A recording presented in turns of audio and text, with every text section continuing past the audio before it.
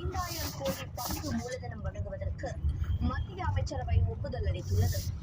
இது சிறு குறு மற்றும் நடுத்தர தொழில் நிறுவனங்களுக்கு பயனளிப்பதோடு வளர்ச்சியடைந்த பாரதம் இலக்கை எட்ட வழிவகுக்கும் என பிரதமர் மோடி நிகழ்ச்சி தெரிவித்துள்ளார்.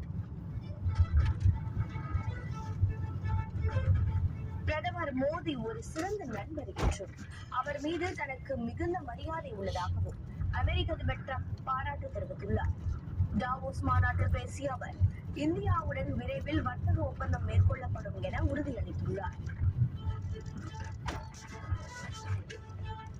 ஐரோப்பாவில் உள்ள முட்டாள்களுக்கு சீனா காற்றாலைகளை விற்பதாக டிரம்ப் விமர்சித்தார்.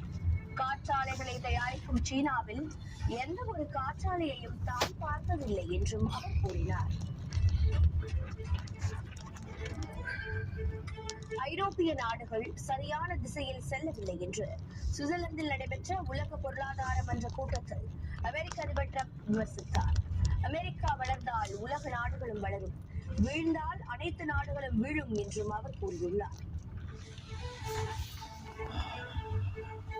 கிரீன்லாந்து விவகாரத்தில் ஐரோப்பிய நாடுகள் மீது பிப்ரவரி 1ஆம் தேதி முதல் விதிக்கப்படவிருந்த 10% இறக்குமதி வரிகளை வாபஸ் பெறுவதாக டிரம்ப் அறிவித்துள்ளார்.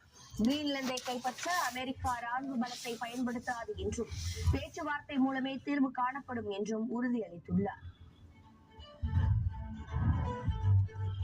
ரஷ்யா யுக்ரைன் இடையே கூடிய விரைவில் அமைதி ஒப்பந்தம் ஏற்படும் என அமெரிக்க அதிபர் டிரம்ப் தெரிவித்துள்ளார்.